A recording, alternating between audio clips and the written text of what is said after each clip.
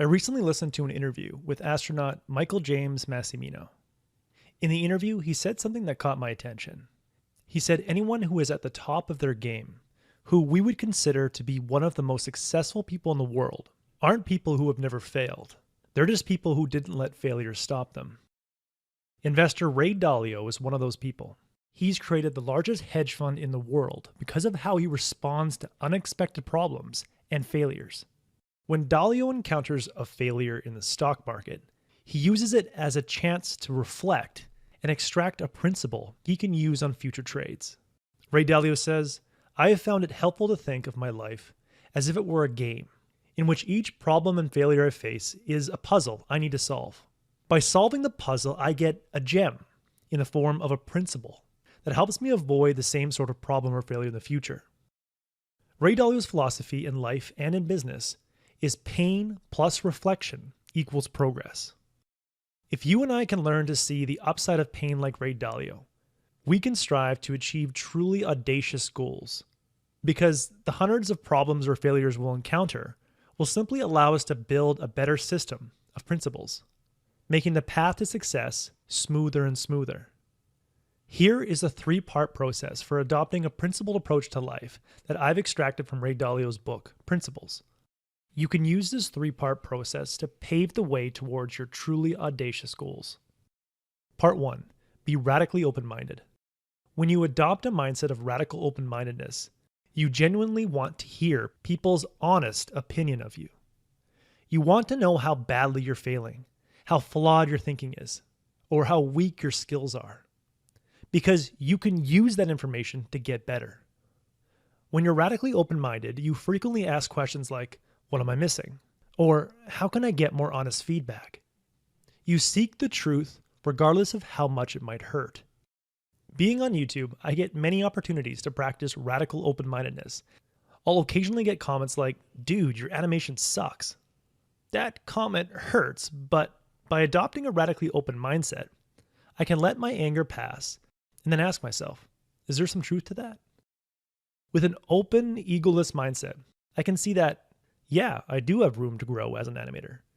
And doing so will help me achieve my goal of being a great teacher. It triggers me to search for ways I can improve my animation skills. I look for the best online animation courses where I can extract the best animation principles. By letting the pain of that seemingly negative comment pass, I can find a truth that I can use to get better. That seemingly rude person has done me a favor. Part 2. Find the root cause. I often experience the pain of failing to show up on time for important events. I tend to be late for meetings, I tend to be late for appointments, and I tend to be late for flights. Before having a principled approach to life, I would blame specific circumstances for my lateness. "Oh, the traffic was just terrible," or "Oh, sorry, I had to take an important phone call."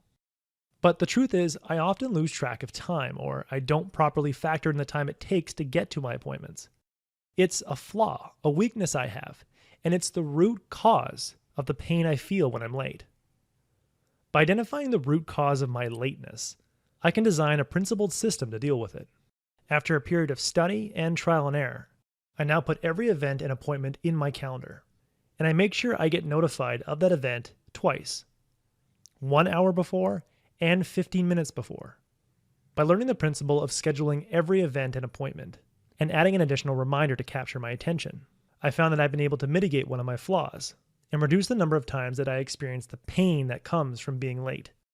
Finding root causes can often be painful because it usually leads to a personal weakness. However, just because you have a weakness doesn't mean you have to simply live with it. Finding a weakness is like finding a leaky pipe in your house. There are a few things you can do to address that pipe. First, you could find or come up with a principled system to work around it, like putting a bucket under the pipe and emptying that bucket once a day. Or you could find the principles to develop the skill of pipe repair by watching a few YouTube videos and trying to fix the pipe yourself. And that way you turn the weakness into a strength. Or you could find the principles that will help you find the right people to mitigate your weakness, like knowing who to call and how to negotiate a contract with a plumber. But the problem is most of us take a fourth option. We sell the house with a leaky pipe and move to a new house. Essentially, we run away from our weakness and focus on a different goal. But sure enough, that weakness shows up again, and we still don't have a way to address it. because we didn't take the time to reflect and build principles to deal with it. In the long run, it's much more beneficial to take the time and develop a principled approach to deal with your weakness. Part 3. Write your principles down. Ray Dalio says, to be principled means to consistently operate with principles that can be clearly explained. The easiest way to develop principles that you could clearly explain is to write them down and refine them. I used to get frustrated how much time I was spending reading, deconstructing, and translating these books into these YouTube videos. After some reflection, I realized the root cause of my frustration was my book highlighting system. My highlighting system was overwhelming and chaotic. It lacked sound principles. So I took the time and analyzed different highlighting systems that people use and aggregated the best principles to create my own system. Now I highlight sections of a book using different colors.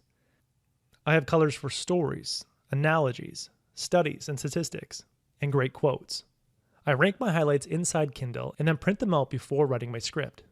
I've written this system of principles down, along with other principles related to my book summary process, inside a Google document. I find myself referring back to this document routinely. I find that having my principles written down allows me to deconstruct a book faster and faster.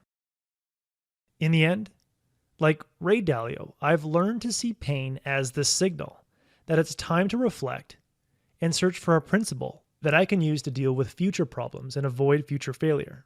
This way, I never let the pain of failure stop me, and I can move forward towards truly audacious goals with confidence because I know that the principles I accumulate will help me to solve more problems I encounter, make better decisions, and be better equipped to deal with setbacks.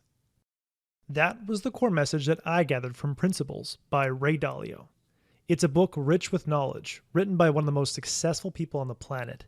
I highly recommend it. If you would like a one-page PDF summary of insights that I gathered from this book, just click the link below and I'd be happy to email it to you.